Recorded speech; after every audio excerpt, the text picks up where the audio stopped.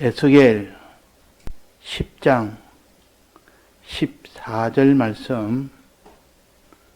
그룹들은 각기 네 면이 있는데 첫 면은 그룹의 얼굴이요, 둘째 면은 사람의 얼굴이요, 셋째는 사자의 얼굴이요, 넷째는 독수리의 얼굴이더라. 자, 음성이 안 나온다는 분이 있어서 한번 저에게 연락을 주십시오. 음성이 안 나오는 분은 지금 연락을 주십시오. 정상적으로 음성이 나와야 정상인데.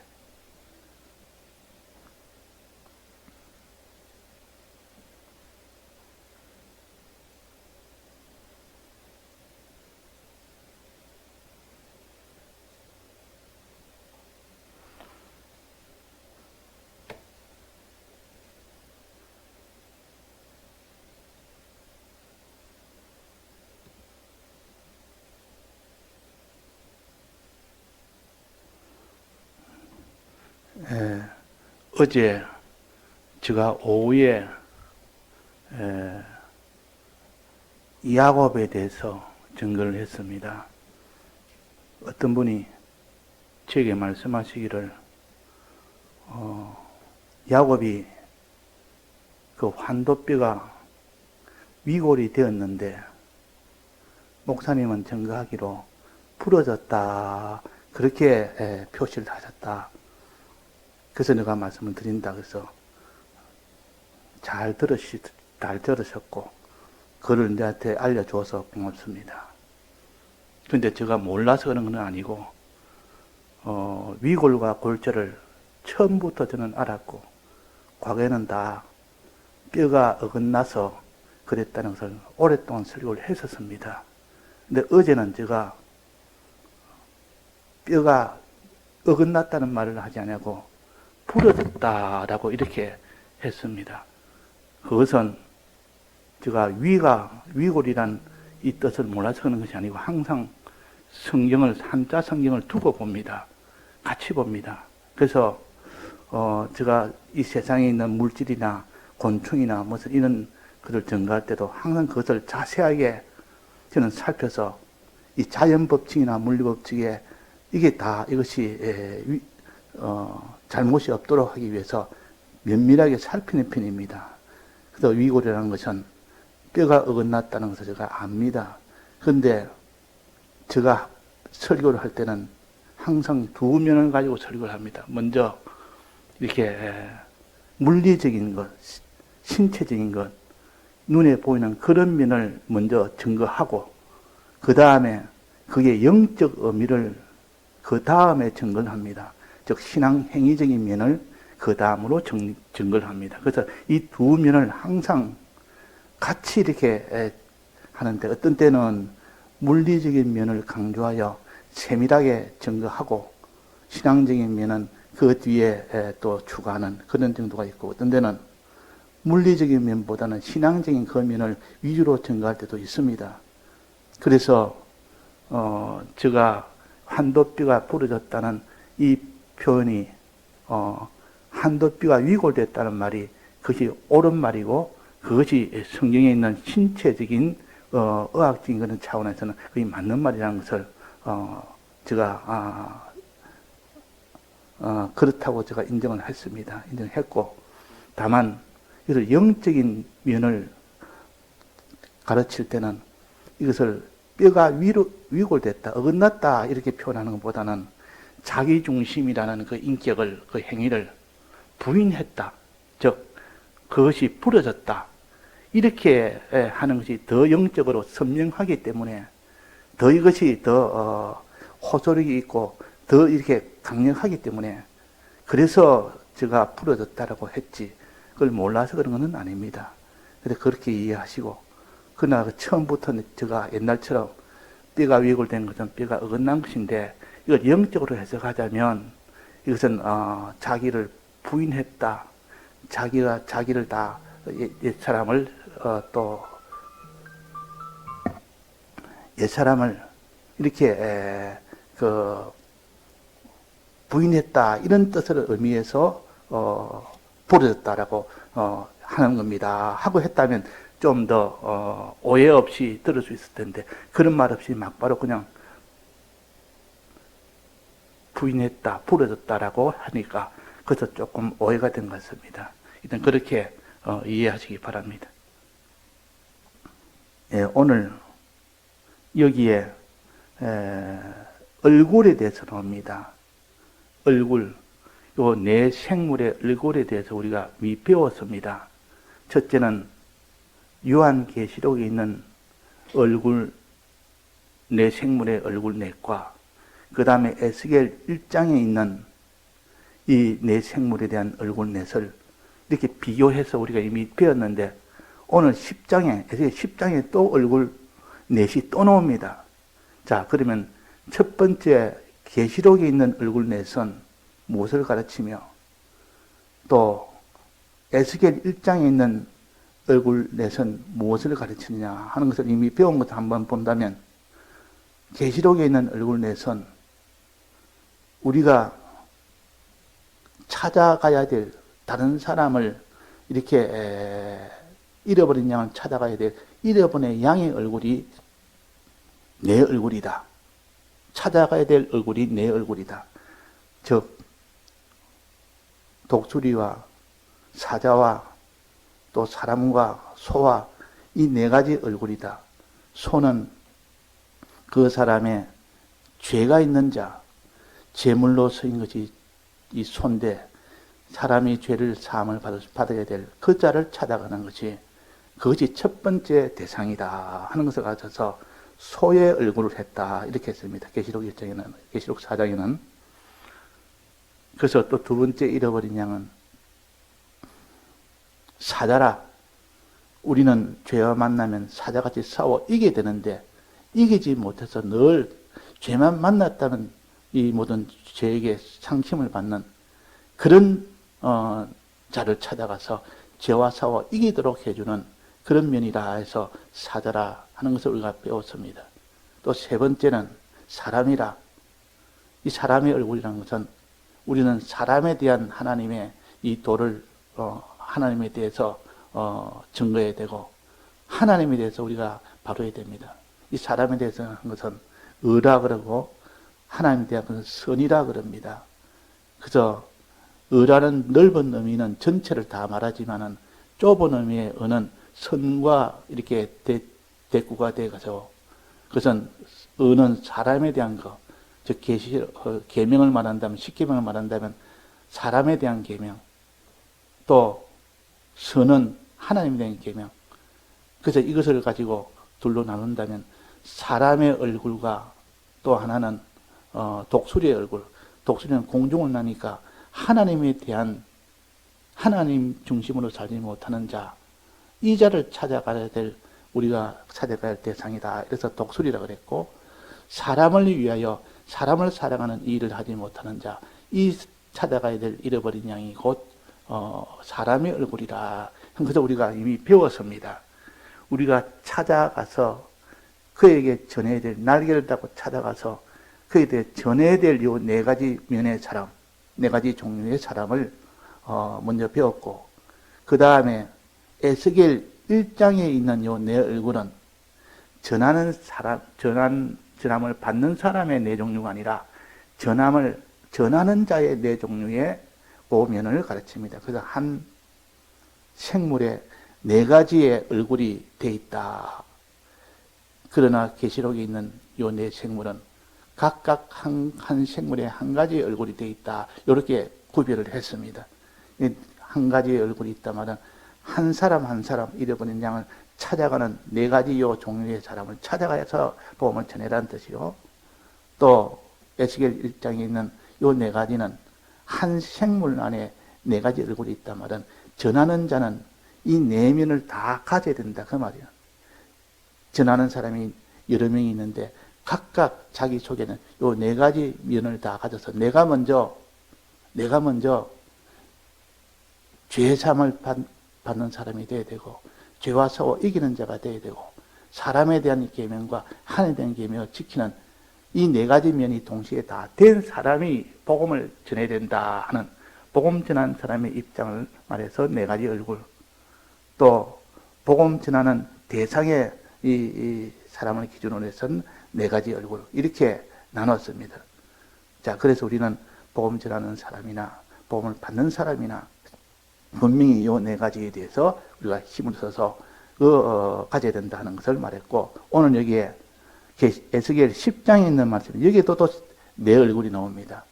근데 여기는 좀 특이하게 에스겔 10장에서는 이미 정체가 드러난 겁니다.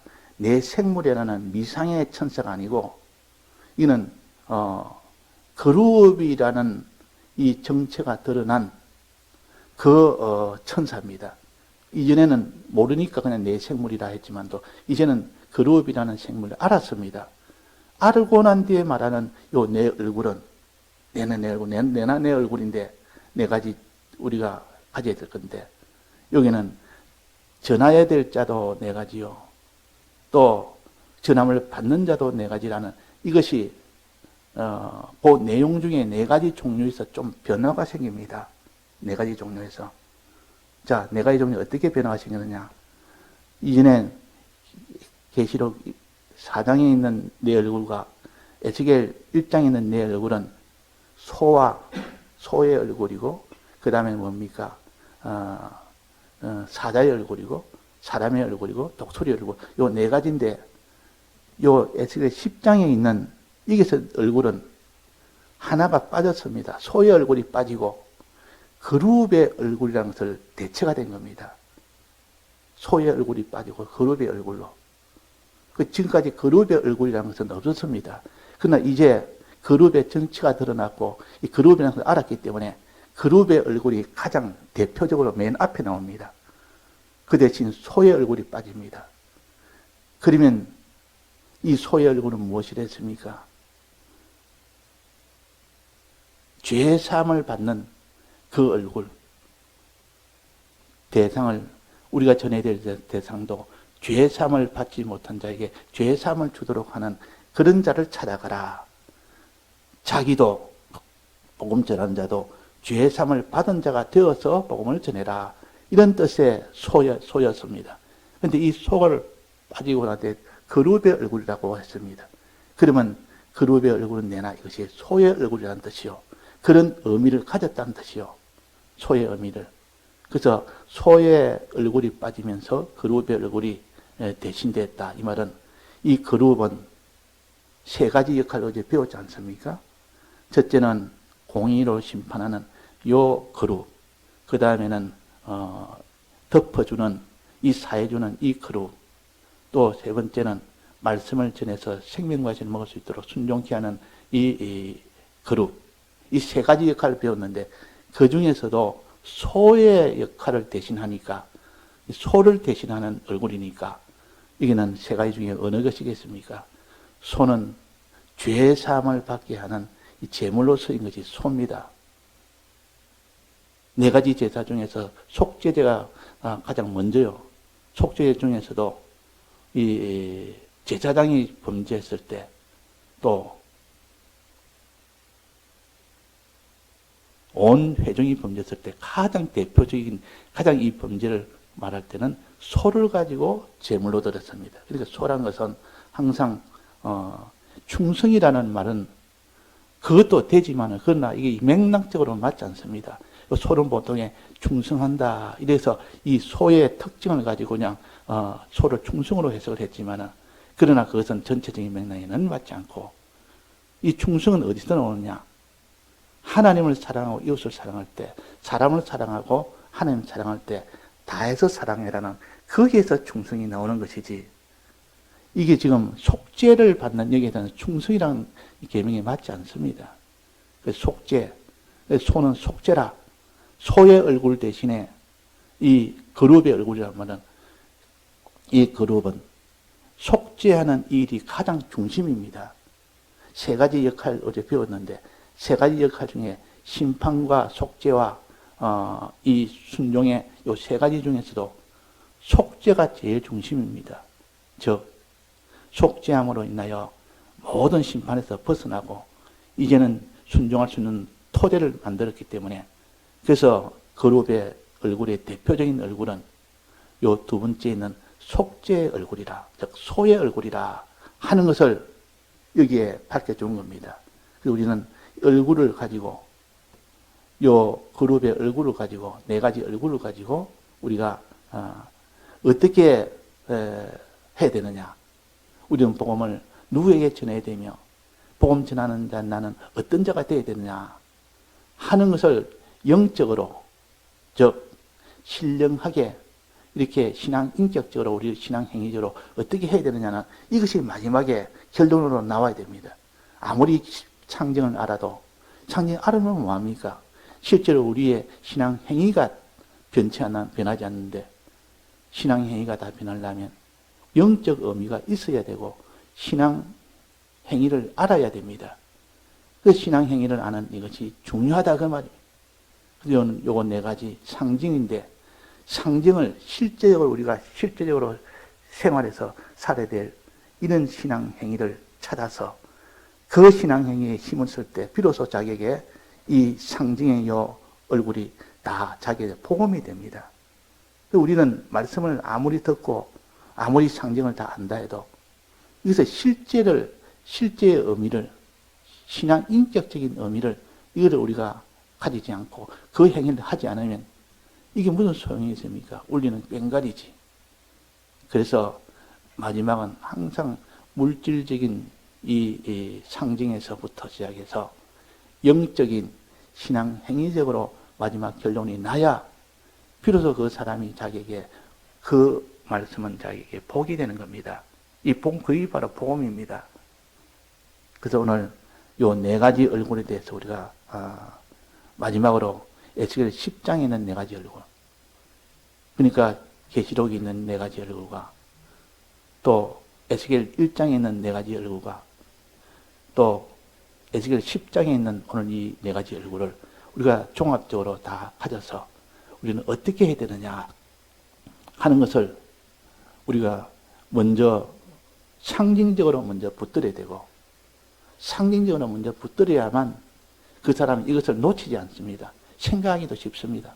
상징의 장점은 이거는 손에 쥐기가 쉽다는 말이에요. 생각하기가 쉽습니다.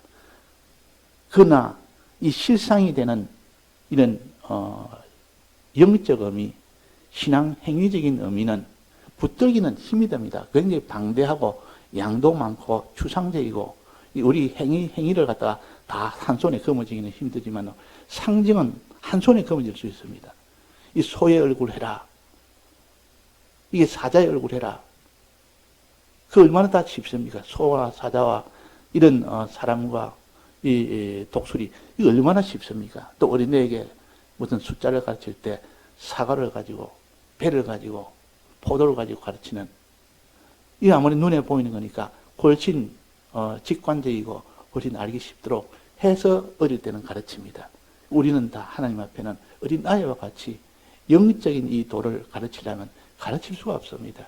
그래서 물질을 가지고, 이 상징적인 육체를 가지고 이렇게 먼저 가르치고, 그 다음에 그것을 가지고 영적으로, 신앙 행위적으로 비로소 가르침을 받을 때 됩니다. 그래서 오늘 이 상징의 요 네 가지 얼굴을 우리가 붙들 수 있도록 우리가 합시다. 첫째는 그룹의 얼굴이요. 그룹의 얼굴은 소의 얼굴 대신 넣었기 때문에 소의 얼굴이요. 소는 희생이나 충성이나 뭐 그런 것도 맞지만은, 물론 사제의 공로도 희생에 속하지만도, 여기는 죄 사함을 받는 이것을 가르칩니다. 우리는 죄 사함을 받아야 됩니다. 어떤 죄를 지어도 죄 사함을 받는 이 사람에게 찾아가야 됩니다. 죄 사함을 받을 자를 찾아가야 되고 그들에게 전해야 되고, 또 내가 죄 사함을 받는 자가 되어야 전할 수 있는 자격이 생깁니다. 그래서 자기와 전하는 자와 전함을 받는 자가 순종으로 이 죄 사함을 받는 자로 나아가야 됩니다. 순종으로. 그래서 이스라엘 백성이 광야에서 왜 멸망되느냐? 왜 가나안 땅에 못 들어갔느냐? 죄삼을 받는 대상에서 죄삼을 받는 자로 순종하지 아니하고 결국 거기서 네 가지 죄를 지음으로 그래서 그 죄 때문에 가나안 땅에 못 들어갑니다. 그래서 우리가 잃어버린 양은 여기에 해당됩니다. 계시록에 해당되는 이 네 가지 생물은 여기에 해당되고 그 다음에 에스겔에 있는 네 가지 이 생물의 얼굴은 전하는 자, 전하는 자가 이 네 가지 얼굴을 동시에 다 각각 가져야 된다. 한 사람 한 사람이 네 가지를 가져야 비로소 선지자가 될 수 있습니다. 그만큼 전하는 자는 종합적으로 다 가져야 됩니다. 그러나 잃어버린 양은 각각 하나하나씩 해결을 받습니다. 각각 하나하나. 죄인들은 어떠한지 사함을 받을 수 있도록 먼저 해주고 그 다음에는 죄와 사고 이길 수 있도록 해주고 그 다음에 사람에 대해서 의로 나아갈 수 있도록 해주고 그 다음에는 선으로 하나님 중심으로 살 수 있도록 해주는 요 네 가지를 목표로 삼아라 하고 전하는 자는 요 네 가지가 동시에 다 이루어진 이 사람이 되었을 때야 비로소 복음을 전하는 사람이 된다. 그리고 오늘 에스겔 10장은 소 대신에 그룹의 얼굴을 대신했습니다. 이 그룹의 얼굴은 대표적인 것이 죄의 삶입니다. 날개를 펴서 그 속죄소 위에 덮고 있는 그것이 가장 중심입니다. 왜? 심판에서 벗어나게 해주는 이것이 속죄의 날개고 또 이제는 거기서 더 나아가서 생명으로 나아갈 수 있도록 하는 토대가 되니까 그 중간에 끼어 있는 것이 속죄의 이 역할입니다. 이게 그룹의 속죄의 역할이에요. 그래서 그룹의 대표적인 얼굴은 속죄라, 소라 그 말입니다. 그래서 우리는 그룹의 그 세 가지 역할을 연결해서 우리가 요 네 가지 얼굴을 대하라 하는 그런 뜻이요. 예, 다 같이 통성으로 기도하시다가 자주 하시겠습니다.